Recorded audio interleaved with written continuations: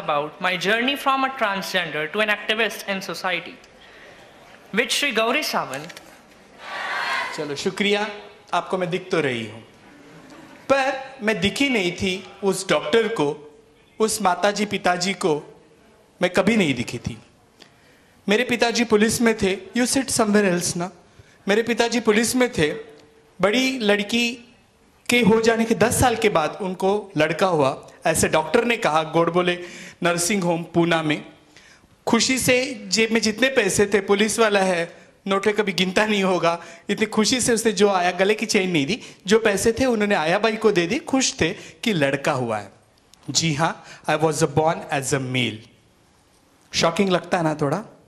आधे से आधे लोगों को पता होता है कि what is the meaning of transgender, पर मैं ये बताना चाहती हूँ कि मैं पैदा पुरुष थी, संपूर्ण पुरुष थी। मेरा कोई भी अवयव कहीं पे भी खराब या डैमेज नहीं था।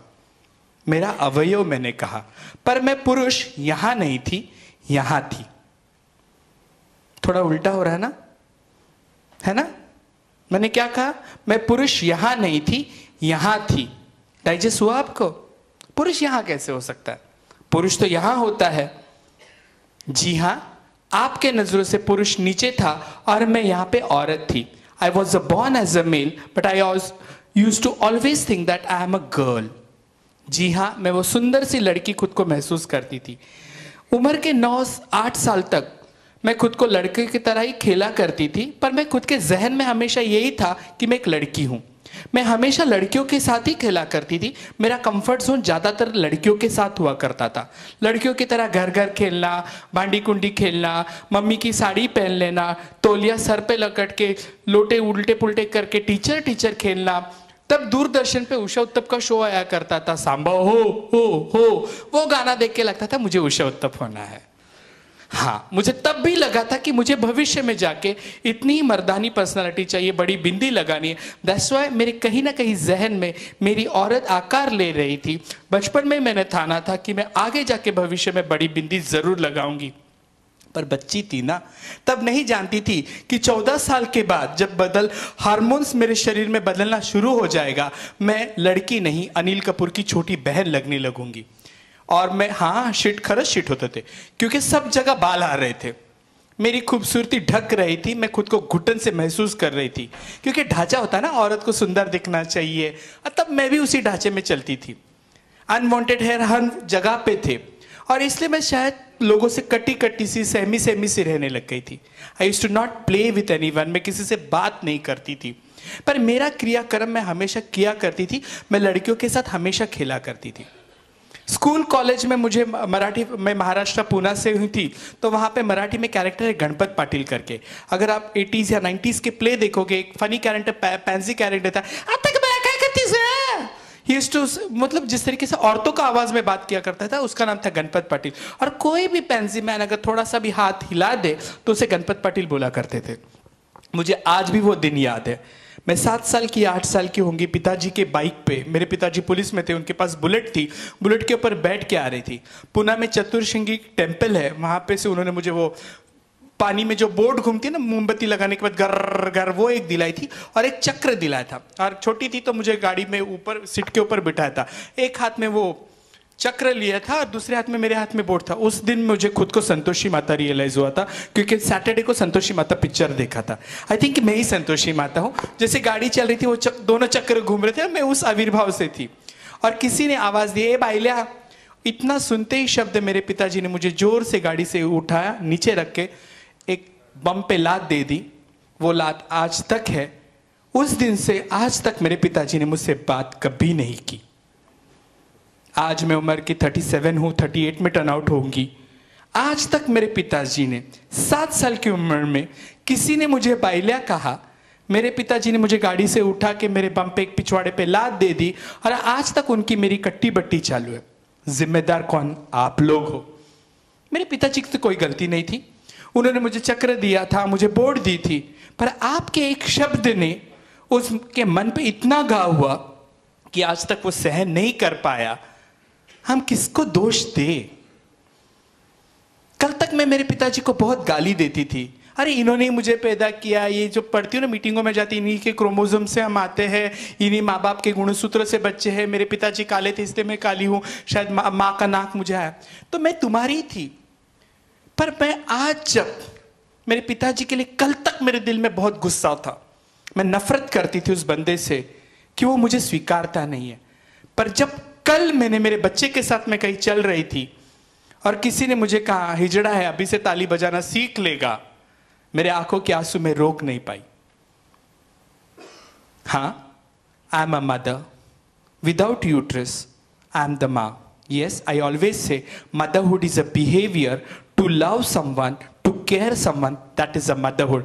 मातृत्व के लिए आपको गर्भाशय होने की जरूरत नहीं। यहाँ पे बैठे सभी लोग माँ है, क्योंकि हम किसी के ऊपर बहुत निस्वार्थी प्यार कर सकते हैं, वो है मातृत्व जो मुझ में कूट कूट के भरा है। जब मेरे पिताजी ने मुझसे बात नहीं की तो मुझे बुरा लग रहा था। मैं इस टॉपिक के ऊपर आऊंगी, आप जहन में घूमते रखिएगा कि ये इंटरवल के बाद ये क्या बताएगी, क्यों अभी पिताजी के ऊपर इसको गुस्सा नहीं है। मेरे पिताजी ने मुझसे बात करना छोड़ दिया था, माँ बहुत जल्दी गुजर गई थी। मुझे आज भी वो किस्सा याद है, मेरे मामा ने मुझे गोद में उठाया था और माँ को अग्नि देने को कहा था। मैंने मेरे मामा का नोचा था, चेहरा नोचा था कि हाथ मामा आमच्याकडे येतो, हमारे माँ से राखी बंधवाता है, आज मेरी माँ सोई है तो उसे आग लगाने कह रहा है। मैंने मेरे मामा को जोर से काटा था, मेरे मामा को नोचा था। मैं बहुत छोटी थी, मेरी माँ मर चुकी थी, माँ को अग्नि देने के लिए मैं मामा के कंधे पे थी। इतना ही मुझे आज याद है। गुस्सा नफरत जो भी था उतना ही दबा दबा था, किसी से प्यार ही नहीं था। एक शब्द ने मेरी जिंदगी बदल चुकी थी, बाइला करके। My daddy used to never used to talk with me. बहुत आलीशान घर था मेरा। My daddy was in police, assistant police commissioner थे मेरे डैडी, एसी पे थे उस वक्त। आप समझने की कोशिश करो, बड़ा बंगलो था, पूना में एरोड़ा में उनका घर है, 4-5 बेडरूम वाला फ्लैट। पर इस बेडरूम से मैं उस बेडरूम चली जाती थी, डैडी उठ के चले जाते थे। मैं टीवी बैठने भी चली जाती थी, डैडी उठ के चले जाते थे। उनके आंखों में मैंने सिर्फ मेरे लिए नफरत नफरत नफरत ही देखी थी। लोगों के बच्चों के डैडी घुमाने लेके जाते थे, डैडी उनसे बात करते थे, मेरे साथ बात करने वाला कोई नहीं था। अब भावुक मत होइएगा, क्योंकि मैं खुद को रोक नहीं पाती थी, जितनी स्प्रिंग दबती थी उतनी मैं स्ट्रांगली कड़ी थी। और एक दिन टीवी के ऊपर रखे हुए 60 रुपए लेके चुरा के I run away from my family. बीच का पल्ला बहुत बड़ा है, 15 मिनट में क्या क्या बताऊंगी। घर छोड़ के भाग के आई, बंबई आ गई, बंबई के दादर स्टेशन पे आ गई। 60 रुपए जेब में थे, बहुत भूख लगी थी। बंबई में सिद्धि विनायक टेम्पल है, वहां पे लोग हर मंगलवार को लड्डू बांटते हैं। भूख लगी थी, बच्ची थी, चली गई मंदिर के यहाँ पे, लोग लड्डू बांट रहे थे, मैंने भी लड्डू लिए। उस वक्त मुझे पता चला कि आई लव मोतीचूर के लड्डू, पतले से दाने वाले होते हैं ना, मुझे बहुत पसंद है। उस वक्त मुझे रियलाइज हुआ कि आई लव दिस। मैंने एक खाया, दूसरा खाया, उसका तेल घी हाथ को लग रहा था। I used to enjoying. मैं भूल चुकी थी कि मैं बाबुल का घर छोड़ के भाग के आई हूँ। और 2-3 बार वापस उस लाइन में जाने के बाद उस बंदे को पता चला कि लड़का घड़ी घड़ी आ रहा, तो उसने मुझे चिल्लाया, तो शर्म के मारे मैं निकल के गई। जब रात को रात हो गई तो मैं दादर स्टेशन चली गई। जेब में से 30 रुपए थे, रगड़ा पैटिस के लिए मैंने रेलवे प्लेटफॉर्म पे मांगा। रगड़ा दिया था, ब्राउन कलर की वो कटोरी में रगड़ा दिया था, वो टूटी हुई थी। रगड़ा कैसे भी खा लिया, भूख लगी थी, खा लिया। जब पानी मांगा तो उस भैया ने पानी के ग्लास में उंगली डाला। घर में एक्वागार्ड का पानी की आदत थी ना, उसने उंगली डाला तो पानी पी नहीं मैं, वैसे बिना पानी पिए रात को स्टेशन पे सो गए। पुलिस वाले ने आके पिछवाड़े पे एक डंडा दिया। जिंदगी में दूसरी बार पिछवाड़ा पिट गया था मेरा। अरे हंस रहे हो यार, पता नहीं कहाँ जिंदगी लेके आएगी। वहां से मैं गुरु के पास चली गई। गुरु ने मुझे 2-3 दिन रखा, खाना दिया, पीना दिया। फुकट कौन किसको खिलाएगा। एक दिन मुझे कहा कि बेटा यहाँ का नजदीक का सिग्नल है, वहां पे जाके खड़ा रहना। उसी वक्त पेपर टीवी मीडिया में आ रहा था, मेरे बार महाराष्ट्र टाइम्स में आता कि सावंत साहेबांचा मुलगा घर सोडून गेलाय। मेरा नाम गणेश था। गणेश तू कुठे असेल तर परत ये पेपर में डाला था। वो कुमकुम मेरे गुरु को लग गई थी। किसी ने कहा पुलिस वाले का बच्चा है, बहुत बुरा हो जाएगा। उन्होंने मुझे समझाने की कोशिश की, परत जा, वापस जा। मैं जिद्दी थी। मुझे गंदे से कपड़ा, एक पंजाबी ड्रेस ऐसा कुछ पहना के, बालों को नकली विग लगा के सिग्नल पे खड़ा कर दिया। जब मैं सिग्नल पे खड़ी थी ना, इतना बुरा लगने की कोई बात नहीं है। उस वक्त मैं मेरे जैसी सिंड्रेला खुद को समझ रही थी। मेरे जैसी खूबसूरत कोई नहीं था। बड़ा लूज ब्लाउज था, यहाँ पे कागज के गोले डाले थे ब्रेस्ट दिखने के लिए, गंदी सी साड़ी थी, पैरों में स्लीपर थी। But then also I was, वो दुनिया की सबसे मिस वर्ल्ड थी मैं उस चौराहे पे। गाड़ियां आ रही थी, जा रही थी, मुझे कुछ पता नहीं चल रहा था। I was enjoying my self. लोग देख रहे थे नकली किन्नर है क्या, असली किन्नर है क्या, मुझे कोई फर्क नहीं पड़ रहा था। गंदा सा मेकअप था शायद। मैं खड़ी थी और एक जन ने मेरे हाथ में 5 रुपए की सेलोटेप लगाई हुई नोट दी। सुबह 7 बजे से लेकर 12:30 बजे तक मैंने भीख ही नहीं मांगी थी। I used to enjoy with my sari. गंदी सी साड़ी को लेके, इट वॉज अ गंदी साड़ी को लेके मैं खेल रही थी, कूद रही थी, गाड़ी आ जा रही थी। मुझे होश ही नहीं था कि लोगों से भीख मांगनी है मुझे।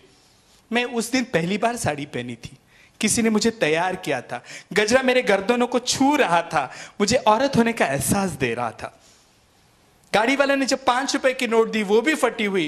शाम को मेरे दूसरे गुरु भाई आए, उन्होंने कहा कितना भीख मांगी, तो मैंने जो था हाथ में दे दिया। तो उन्होंने कहा ये भीख के भी लायक नहीं है। मुझे समझा बुझा के घर चली गई। घर चली जाने के बाद मारपीट हुई, साइकियाट्रिस्ट के पास लेके गए, चटका यटका वो सब चीजों से मैं गुजर चुकी हूं, पर वायलेंस दबा दबा सा था।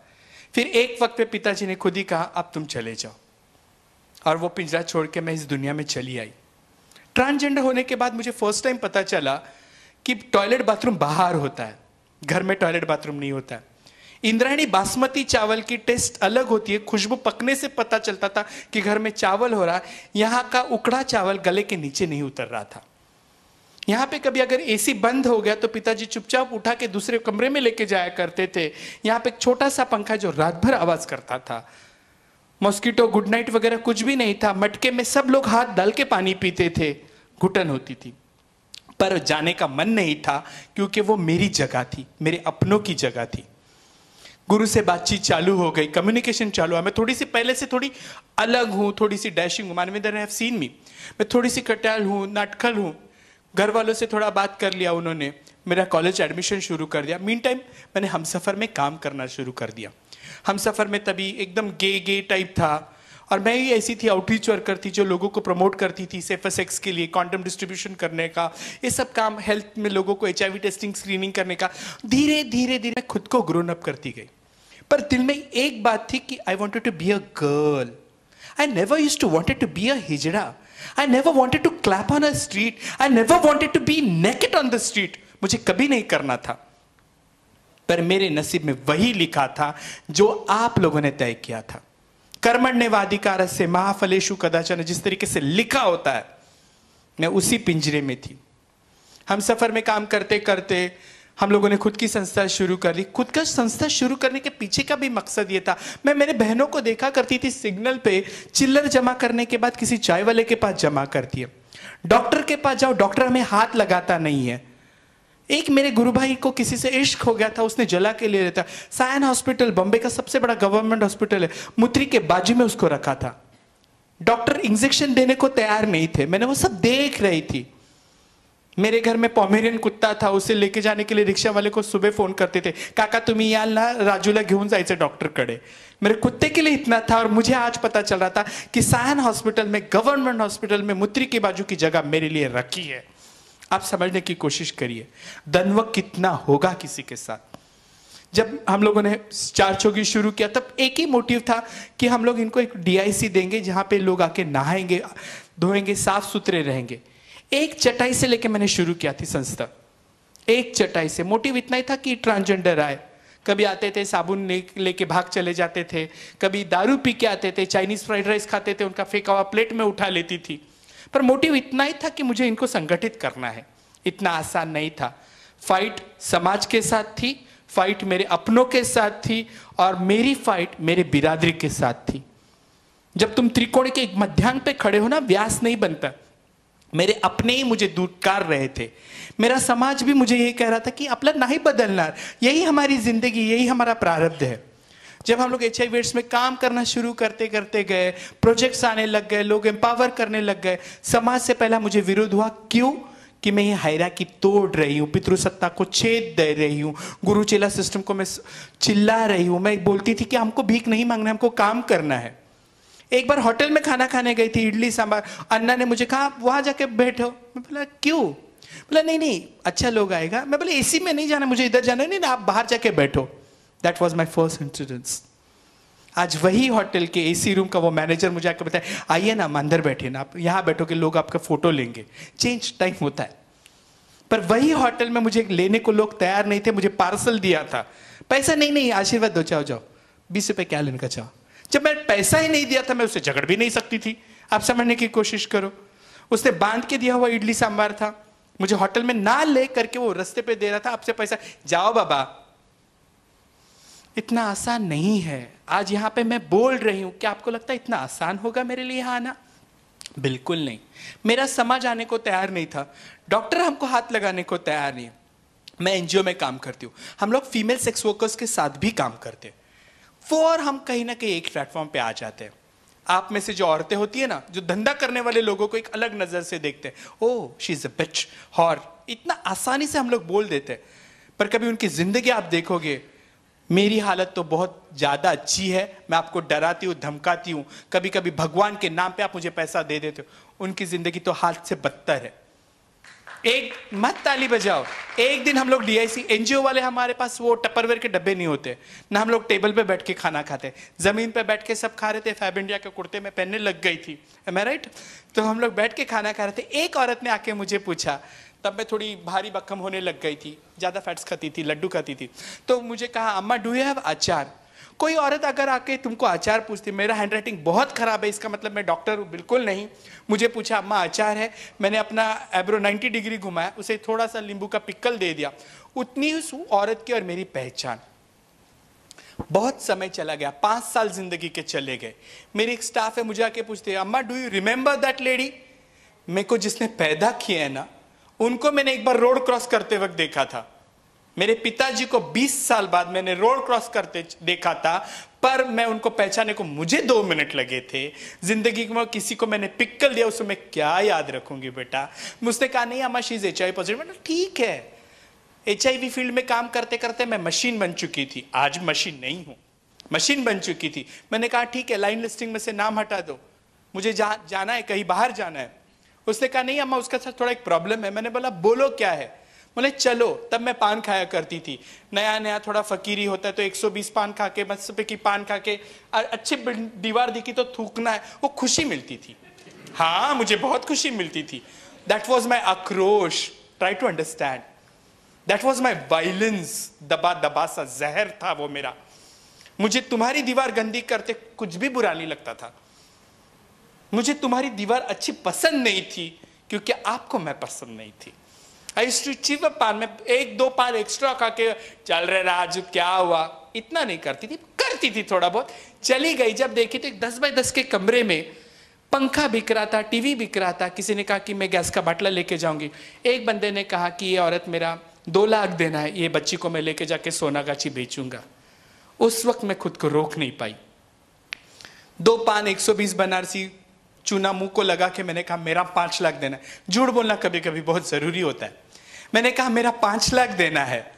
वो पठान के साथ आप समझने की कोशिश करो, 6 फुट 8 इंच वाला पठान, 5 साल की गौरी सावंत, हम दोनों में झगड़ा चालू था 1.5-2 घंटा। मुझे ए से लेकर जेड तक अच्छी गालियां आती है। हाँ, मैं अच्छी गालियां दे सकती हूं, जो सुनने के बाद इंसान के कान से भी खून आ जाएगा, उसे सुना भी नहीं होगा।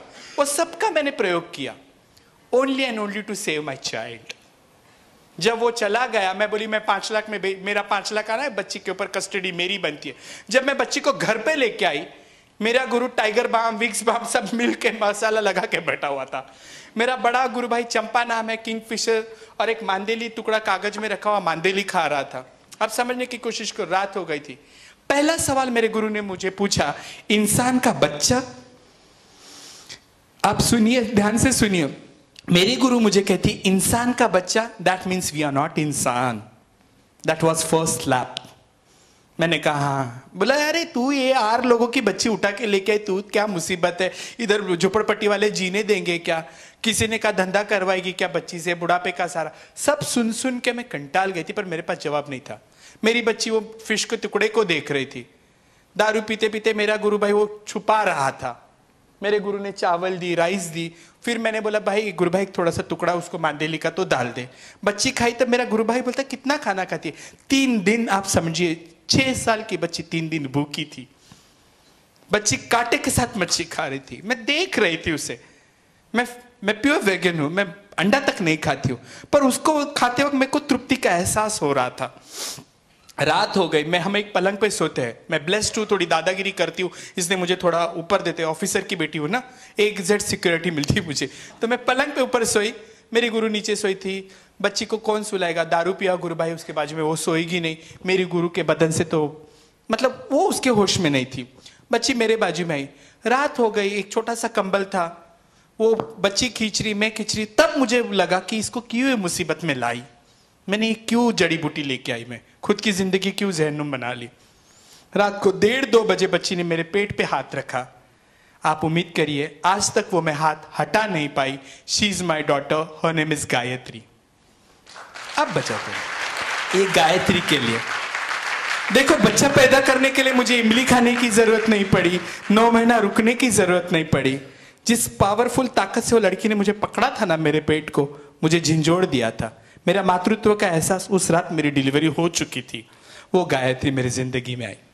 बच्ची बहुत शरारती थी क्योंकि मेरे घर में संस्कारी। आई हैव अ टाइम ना, ऐसे कर देना फिर। हाँ हाँ, ये लोगों को आदत होती है।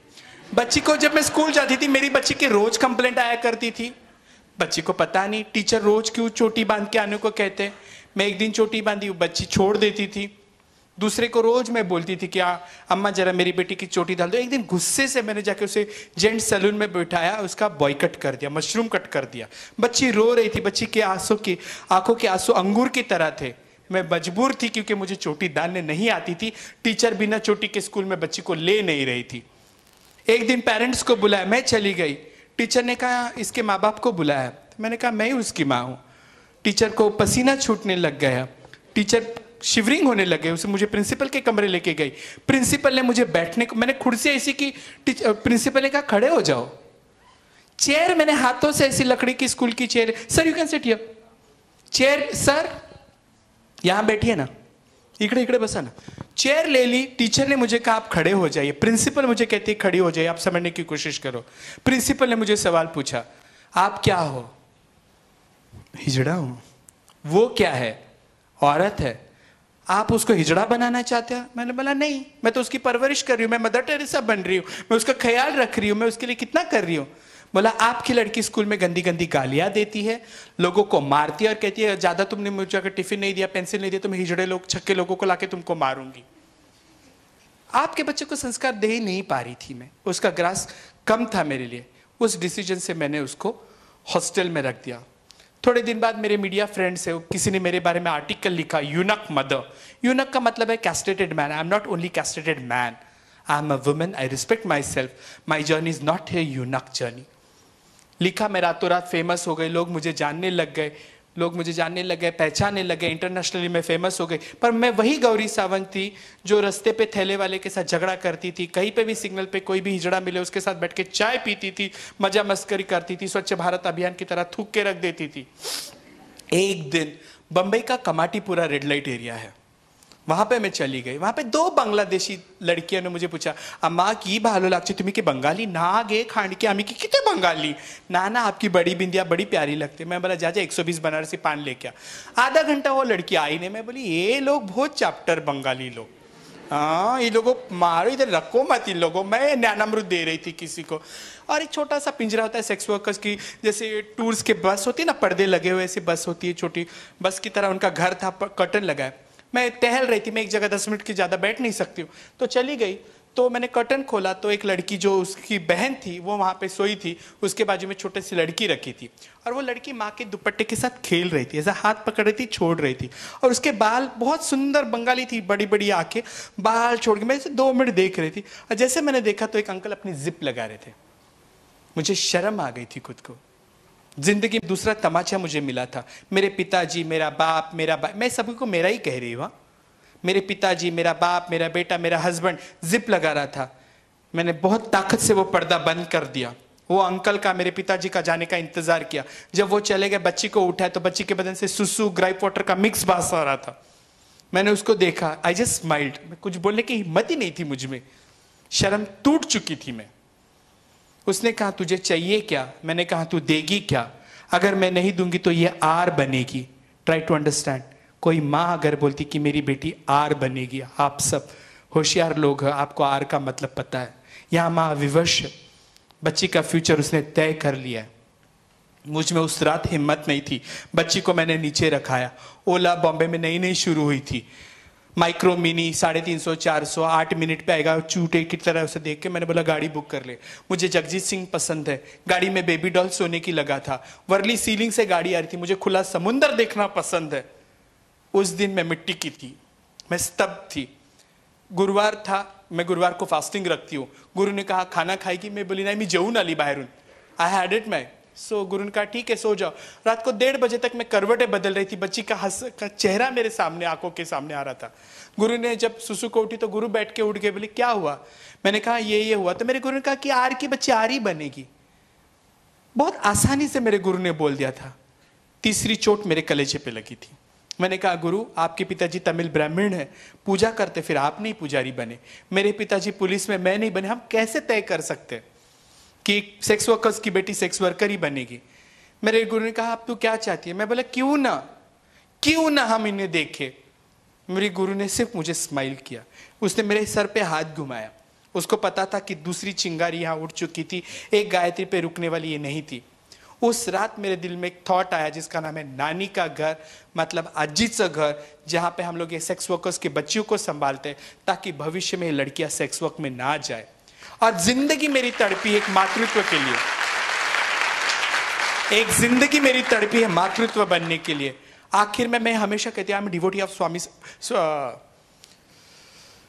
स्वामी विवेकानंद। स्वामी विवेकानंद हमेशा कहते हैं don't ask society what they have done for us, it is our duty to prove ourself that what are you going to give back to the society. एक जन्म है, आना है जाना है, मैंने तो तय कर लिया है। क्यों पता है? मैं झाड़ भी लगाती हूँ। मैंने एक बार मिर्ची का झाड़ लगाया, मिर्ची के झाड़ को छोटे छोटे फूल आए सफेद कलर के। आई थॉट तीखे होंगे, मैंने तोड़ के देखा वो मीठे थे। जिंदगी का फलसफा भी ऐसे ही है, वो फूल सूखने के बाद मिर्ची बनते हैं। आप समझ चुके, आप होशियार हो। मैं नहीं चाहती हूँ कि जिंदगी में कोई भी लड़की सेक्स वर्कर बने, इसलिए जो मैं काम करती हूँ जिसका नाम है नानी का घर। जरूरत तो नहीं होनी चाहिए, पर लड़कियां कूड़ों में कचरों में फेंकी जाती है। आज लड़कियां कोई भी सुरक्षित नहीं है। मेरी बहन हैदराबाद में कल गैंगरेप करके जला दी गई, कल किसी को जला दिया, मार दिया गया। आप समझने की कोशिश करो। मैं साड़ी पहन के अगर स्टेशन पे, आपको क्या लगता है ये कफन ओढ़ के मैं सुरक्षित हूँ? मेरा कफन ओढ़ने वाला मेरा जेंडर पूछेगा? यहाँ के जेंडर इक्वालिटी पूछूंगा, बात करूंगी मैं, मेरी चॉइस पूछेगा? कोई नहीं पूछेगा। ये कफन ओढ़ के हम चलते हैं। पर जिंदगी में जाते जाते इतना ही कहूंगी, I don't have any magic sticks to tell you what I have learn from my life. You know, don't give up, life is very beautiful. कोई एक चीज तुमको डिमोरलाइज कभी नहीं कर सकती है। If you have a strong vision and statement, if you can make a smile society, they will love you. क्योंकि जब मैंने आपके बच्चे को गोद लगाया, आपने मुझे माँ भी बना दिया, पर मैं मेरे गुरु की चेला थी। आपने मेरे रिश्ते को कभी नहीं स्वीकारा। इस नोट पे मैं टाइम हो गया? यस, तो बेल बजाते, फिर ऐसे बुलाते बोलते टाइम खत्म हो गया। इस नोट पे मैं रुकना चाहूंगी। अगर कुछ ज़्यादा बोली हूँ, हर्ट किया होगा तो मुझे माफ़ कर दीजिएगा, क्योंकि मैंने पहले ही कहा मैं सिर्फ 6 साल की हूँ। स्वतंत्र भारत में मुझे मेरी आइडेंटिटी अभी मिली है, पर मैं उस शिखंडी की आखिरी औलाद हूँ जो हर चौराहे पे नंगा नहीं होना चाहती हूँ। मैं थोड़ी सी ज़िद्दी हूँ क्योंकि मुझे मेरे अपनों ने ठुकराया है, और आप मुझे उम्मीद करते हो कि मैं सही से रहूँ। मेरी परवरिश मेरे घर वालों ने मुझे दूर किया है, तो मुझ में वो संस्कार शायद नहीं होंगे, पर मैं सीखने की कोशिश ज़रूर करूँगी।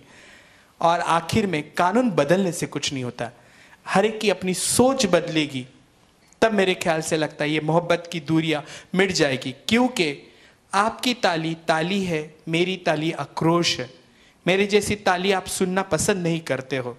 इसी नोट पे रुकती हूँ। जय हिंद, जय महाराष्ट्र। जितने लोगों को स्पीचेस दिए हैं मैंने सभी फॉलो किए हैं।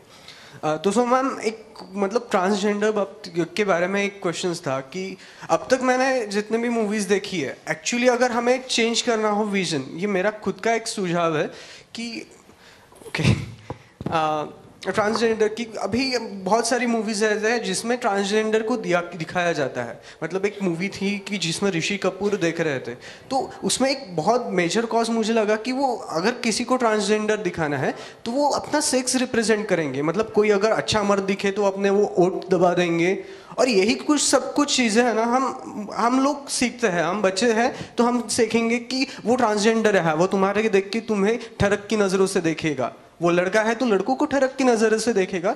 तो I think so this is not the first identity of a transgender. No see, you are comparing all everything. मतलब फ्रिज में रखा हुआ चावल दाल तुम मिक्स कर रहे हो, है ना। ये जरूरी नहीं कि ट्रांसजेंडर्स को एक लड़का ही पसंद आएगा। My partner is a trans man, you getting my point. और ओट और हमारे लैंगिकता के बारे में बात ही नहीं की जाती है ना, है ना। और किसी को इतना, क्योंकि समाज का ढांचा है। मेरे मामा ने मामी के साथ शादी की, मेरे काका ने काकी के साथ शादी की। अगर मेरा कोई मामा किसी हिजड़े के साथ शादी करता तो शायद मुझे तकलीफ नहीं होती थी।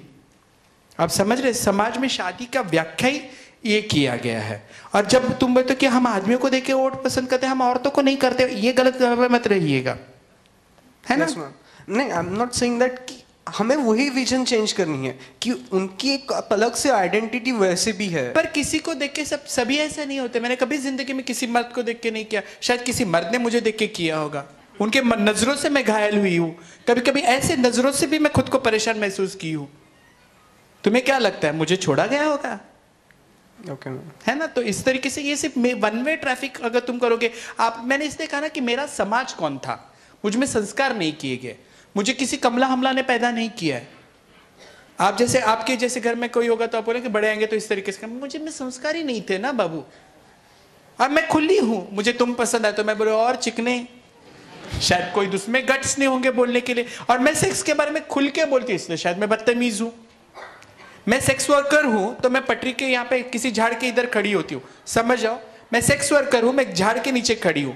मेरे पास, मैं सेक्स वर्कर हूं इसलिए मैं झाड़ के नीचे खड़ी हूं।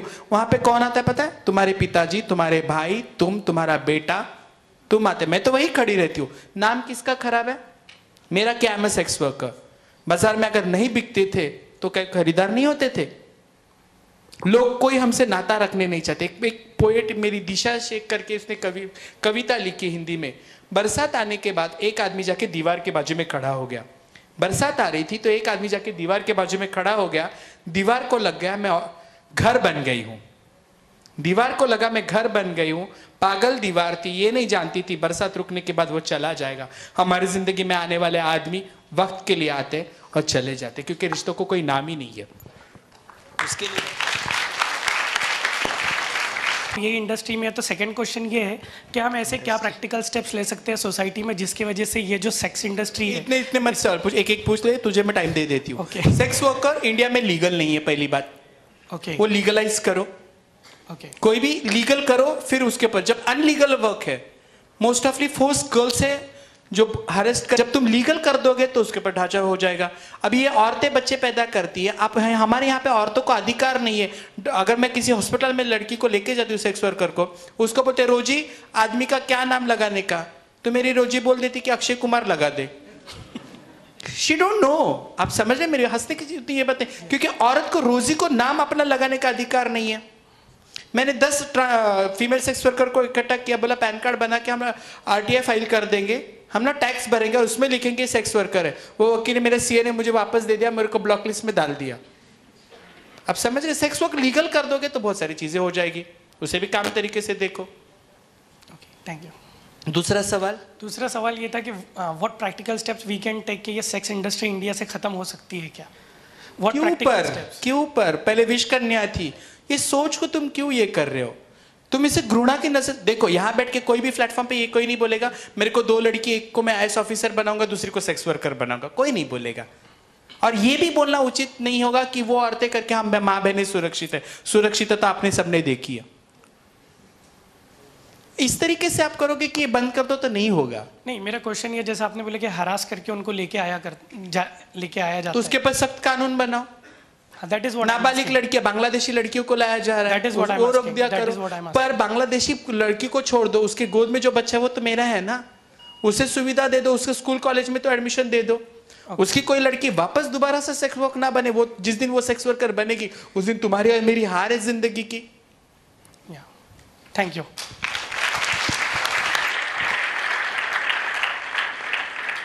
Any question? Finish? उनको बोलना finish. It was not that beautiful journey. It is a painful journey. What I have seen. Still I miss my parents. KBC episode देखते देखते मेरे पिताजी को पैरालिसिस का अटैक आ गया। आप समझने की कोशिश करो। लोग मुझे बताएं आपको KBC में देखा बहुत अच्छा लगा, अरे मेरा बाप को पैरालिसिस आ गया, अटैक आ गया। Still he has not accepted मी। हाँ, स्वीकृति करने के लिए अगर हम सही है, अगर तुम्हें लगता है कि तुम्हारी लैंगिकता सही है तो तुम छुपने के बजाय सामने वाले को बताओ। जब तुम कैसा ना, छोटा बच्चा, मेरे बच्चे जिद करता है नहीं मला पाहिजेच, तो मैं बोलती आज नहीं उद्या। जब वो 10 बार करेगा तो मैं दे ही देती हूँ। जब तुम्हें पता है कि तुम्हारी लैंगिकता ये, कितने सारे लोग हैं यहाँ पे पेरेंट्स के मजबूरी की वजह से कम आउट नहीं होते करके शादी कर लेते हैं। एक शादी होने के बाद बीवी को बोल देते कि मैं गे हूँ, मुझे आपको छोड़ना पड़ रहा है। एक दोनों की जिंदगी खराब हुई है। हमारे यहाँ पे पितृसत्ता है। एक लड़के को सिर्फ मेरे को, हमको भी बोलेंगे शादी कर ले, आगे का आगे देखा जाएगा। दारू पी रहा है तो बोले लग्न करूँ दे, शादी कर तो सुधर जाएगा। पर कल को अगर तुम्हें लड़का होना है तो क्या तुम्हें लगता है कि समाज तुम्हें इतने आसानी से होने देगा? बोलेगा क्या हाँ होने का ठीक है, एक बच्चा पैदा कर लो फिर देखा जाएगा, तुमको क्या करना है, रिसेप्टिव पार्टनर ही तो बनना है। ये माइंडसेट चेंज करना होगा। LGBT को हम जिस तरीके से प्रेजेंट कर वर्गर की नहीं, हमारे पास अर्जुन था बृहन्नड़ा का जिसने किया था 6 साल जिंदगी का, उसका कहीं पे भी कैस्ट्रेशन लिखा हुआ नहीं है। वी रिस्पेक्ट ना। तो हमको अगर करना है तो हमको पता है कि हम क्या है, तो डर के मारे किसी दूसरे की जिंदगी खराब करने से अच्छा स्ट्रांगली अपने पेरेंट्स को बोलो। और जिस वक्त आपके पेरेंट्स आपके साथ खड़े होंगे, ये तो बाद में आएंगे तमाशा देखने के लिए। एक कहावत है, देसी घी का लड्डू टेढ़ा ही सही वो मेरा है। जिस वक्त अपने पेरेंट्स, मैंने जैसे पहले कहा था, बाइक के ऊपर मेरे पिताजी ने समाज के डर से मुझे लात मारी थी। अगर यही समाज उनको नहीं डराता था शायद आज मैं कुछ अलग होती। नमस्ते करायचं।